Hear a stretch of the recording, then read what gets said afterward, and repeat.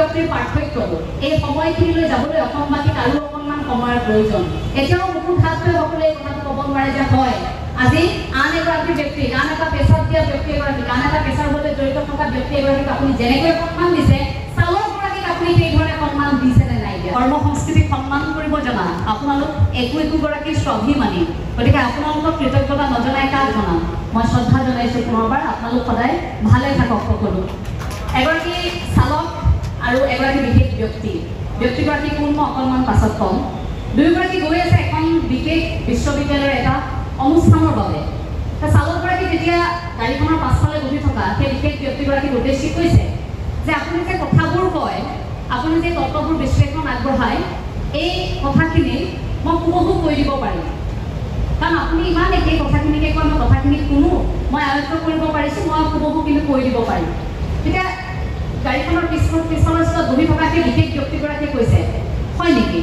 খুব আচৰিত কথা যে তুমি শুনি শুনি মোৰ লগত আহি এইখিনি আয়ত্ব কৰিব বিচাৰিছা। ঠিক আছে, তুমি যদি ইমানেই মোৰ দৰে হুবহু ক'ব পাৰা তেন্তে আজিৰ অনুষ্ঠানটোত যিটো অনুষ্ঠানলৈ আমি গৈ আছোঁ সেই অনুষ্ঠানটোত মোৰ নামটোহে জানে, মোক চিনি নাপায়।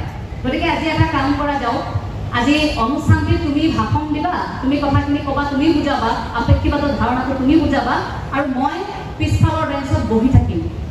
কথা সেইমতে হ'ল। কি কৰিলে চালকগৰাকীয়ে আৰম্ভ কৰিলে ভাষণ। তেওঁ কথা ক'বলৈ আৰম্ভ কৰিলে, সুন্দৰকৈ সেই তত্ত্বটো বুজাই আছে, আৰু পাছফালৰ শাৰীত এগৰাকী ছাত্ৰৰ দৰে সেই বিশেষ ব্যক্তিগৰাকী বহি আছে। আৰু কিছু মুহূৰ্তৰ পাছত সুন্দৰকৈ সকলোবোৰ শেষ হ'ল। অকণমানো সন্মুখত বহি থকা ছাত্ৰ ছাত্ৰীসকল হওক অন্যান্য লোকসকল কোনেও গম পোৱা নাই যে সেইগৰাকী সেই বিশেষ ব্যক্তিগৰাকী নহয়, যে চালকগৰাকীহে। তাৰ পাছত হঠাৎ এগৰাকী মাজত বহি থকা ব্যক্তি এটা প্ৰশ্ন সুধিলে।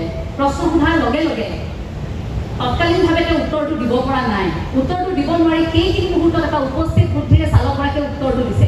উত্তৰটো কি বুলি কৈছে জানেনে?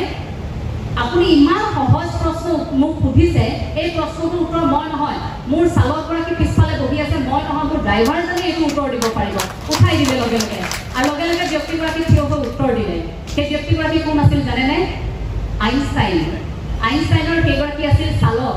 অৰ্থাৎ তেওঁৰ সৈতে থাকি আইনষ্টাইনৰ সৈতে থাকি তেখেতৰ সৈতে গাড়ী চলাই তেখেতৰ লগত থাকি সেই যে জ্ঞানবোৰ অৰ্জন কৰিলে, কেৱল মাত্ৰ বিদ্যালয়ৰ চাৰিসীমাৰ ভিতৰত বা আনুষ্ঠানিক শিক্ষা যে আমি গ্ৰহণ কৰোঁ, বিভিন্ন ধৰণৰ সময়ত আমি যে আনুষ্ঠানিক শিক্ষাবোৰ গ্ৰহণ কৰি থাকোঁ, সেই চাৰিসীমাৰ ভিতৰতে নহয়। জ্ঞান আমি ব্যক্তিৰ পৰা অৰ্জন কৰোঁ, পৰিৱেশ পৰিস্থিতিৰ পৰা অৰ্জন কৰোঁ, আমি কামৰ পৰা অৰ্জন কৰোঁ। গাড়ীখন চলাই গৈ থকাৰ সময়তো আইনষ্টাইনৰ পৰা সেই জ্ঞান অৰ্জন কৰিছিল সেই চালকগৰাকীয়ে। তাৰ পাছত যেতিয়া আইনষ্টাইনে থিয় হৈ কথাখিনি ক'লে যে এইগৰাকী আচলতে নহয়, মই আইনষ্টাইনৰ এইগৰাকী মোৰ চালক আছিল, সকলো আচৰিত হৈ গৈছিল, কিন্তু কোনেও ধৰিব পৰা নাছিল। ভাবকচোন কেনে পৰিৱেশ, কেনে এটা সম্পৰ্ক চালকগৰাকীৰ সৈতে। আৰু এগৰাকী ব্যক্তি, মই অকণমান আৰম্ভণিতে আৰু এটা উদাহৰণ দি ল'ব বিচাৰিছোঁ। এগৰাকী বিশেষ চালকে কৈছিল যে মোৰ জীৱনৰ এই 4-5 বছৰ যে মই গাড়ী চলালোঁ, যিগৰাকী ব্যক্তিৰ সৈতে মই গাড়ী চলালোঁ, সপোন আৰু আকাংক্ষাৰ দৌৰত মই গাড়ী চলালোঁ, আৰু সেই ব্যক্তিগৰাকীৰ সৈতে মই গাড়ী নচলোৱাহেঁতেন হয়তো মই মোক নিজক বিচাৰি নাপালোহেঁতেন। সেই ব্যক্তিগৰাকী আছিল APJ আব্দুল কালামৰ গাড়ী চালক ডক্টৰ বিকি।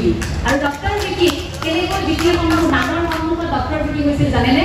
কাৰণ APJ আব্দুল কালামৰ ওচৰত তেওঁ যেতিয়া গাড়ী চলাবলৈ আহিছিল, এটা সময়ত এনেকুৱা আছিল যে চালকগৰাকীৰ আৰ্থিক অৱস্থা খুব বেয়া, টনকিয়াল নহয়, ঘৰখন চলাব নোৱাৰে, ঘৰত সন্তানৰ সমস্যা, পত্নীৰ সমস্যা, ঘৰখন চলাব নোৱাৰি তেওঁ গাড়ী চালক কম বুলি সেই সংকল্প এটা লৈছিল মনত।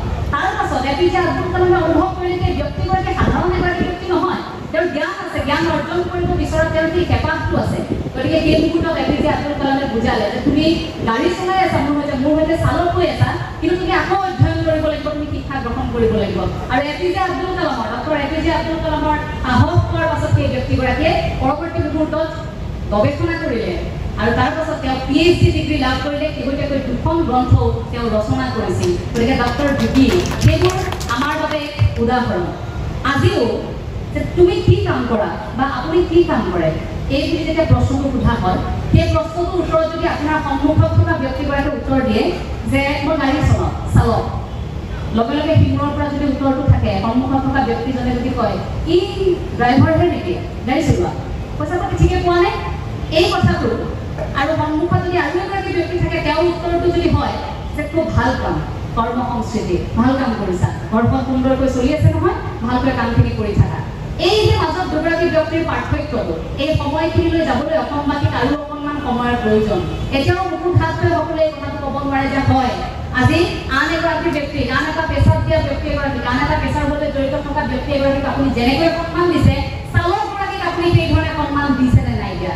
আমি কোনোবা দিনা এই যে নাইট চুপাৰত আমি যেতিয়া আহোঁ, মই যিহেতু উজনিৰ এগৰাকী ছোৱালী, মই ধেমাজি যেতিয়া আহি আছোঁ গাড়ীখনত আহি আছোঁ, ৰাতিপুৱা যেতিয়া ISBTত নামোঁ, ইয়াত নমাৰ পিছত কোনোবা দিনা আমি বাৰু কৈ পাইছোঁ নে চালকগৰাকীক ধন্যবাদ, গোটেই নিশাটো আপোনাৰ বিশ্বাসত আহিলোঁ, আপোনাক ধন্যবাদ। আমি কেতিয়াবা কৈ পাইছোঁনে? কেতিয়াও পোৱা নাই। আমিতো মানুহ, আমাকতো সম্পৰ্ক লাগিব।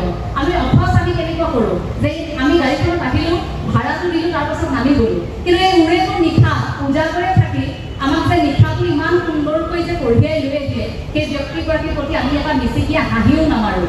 আমি তেওঁক এটা হাঁহি তেওঁ কথা এষাৰ সুধিলে সেই প্ৰত্যুত্তৰটো দিবলৈ আমি অকণমান ড্ৰাইভাৰে কথা পাতিম, কৈ থৈ দিলোঁ, দাদা হয় এনেকৈ কৈ থৈ দিলোঁ। আমি সন্মানসূচকভাৱে কথাখিনিও ক'ব নাজানো, কাৰণ আমাৰ মানসিকতা, আমাৰ সময়, আমাৰ পৰিস্থিতি, আমাৰ ধাৰণাটোৱে তেনেকুৱা হ'ল।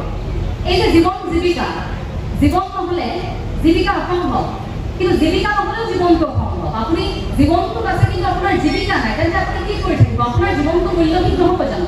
গতিকে জীৱিকাৰ কিবা বাছ বিচাৰ আছে নেকি? আপুনি যদি অৰ্থনৈতিক স্বাৱলম্বিতা অৱলম্বন কৰিব বিচাৰিছে, আপুনি যদি বৃত্তিমুখী শিক্ষাৰ কথা ক'ব বিচাৰিছে, আপুনি যদি কৰ্ম সংস্কৃতিৰ কথা কয়, কৰ্মমুখী আন্দোলনৰ কথা কয়, তেন্তে আপুনি কামত কিয় নাহে?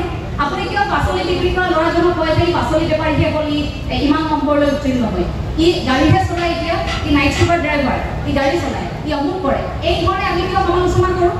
আমি কিয় সেই কামটো সন্মান কৰিব নাজানো? উচ্চ ডিগ্ৰীধাৰী এগৰাকী ব্যক্তি এটা আসনত পোৱাৰ লগে লগে সেই ব্যক্তিগৰাকীয়ে আমাৰ বাবে বিশেষ নেকি? এই চালকসকলতো আমাৰ বাবে বিশেষ।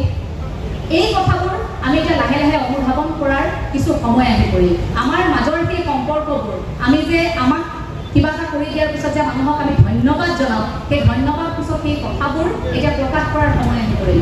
আপোনালোকৰ বিভিন্ন মুহূৰ্তত মই দেখি আছোঁ এই যে সংগঠনটো জন্ম হ'ল, মই ৰূপমদাৰ কথা অকণমান উনুকিয়াব বিচাৰিম। ৰূপমদাই এটা কথা কৈছে যে মই কোৱা কথাখিনি কেৱল মোৰ কথা নহয়, এয়া আমাৰ সকলোৰে কথা, কাৰণ আমি কিবা এটা কথা কোৱাৰ আগত আমি আলোচনা কৰি কথাখিনি কওঁ। বহু সময় দেখিছোঁ সামাজিক মাধ্যমত যেতিয়া তেখেতক আক্ৰমণ কৰা হয় তেতিয়া কয় যে গোটেই অসমত থকা এই চালকসকলৰ মুৰব্বী নেকি ৰূপম দত্ত, এই কথাটো সকলোৱে সোধা মই দেখিবলৈ পাওঁ। যে এই কথাটো যেতিয়া সোধে তাৰ পাছত ৰূপমদাৰ হয়তো এইখিনি প্ৰত্যুত্তৰ আছিল।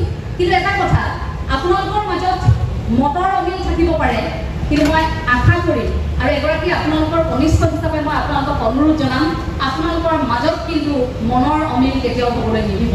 এই যে আপোনালোকে 3 বছৰ দিন কষ্ট কৰি এই তৃতীয় বাৰ্ষিক অধিৱেশন আপোনালোকে যে পাতিবলৈ সক্ষম হৈছে, এই যে আজি আপোনালোকে এই আসনখনৰ পৰা চালকৰ আসনখনৰ পৰা নামি আহি এনেকৈ যে এটা অনুষ্ঠান আয়োজন কৰি সকলোৱে একেলগে বহি আপোনালোকৰ ভাল লগা বেয়া লগাবোৰ আলোচনা কৰিছে, এই পৰিৱেশটো জীয়াই থাকিবলৈ শক্তি এটাৰ প্ৰয়োজন নহ'ব জানো? মনবোৰ অমিল হৈ থাকক, মন অমিল হোৱাটো স্বাভাৱিক কথা। 5টা আঙুলি সমান নহয়, কিন্তু 5টা আঙুলি সমান নহয়, 5টা আঙুলি কাম বেলেগ বেলেগ নহয়।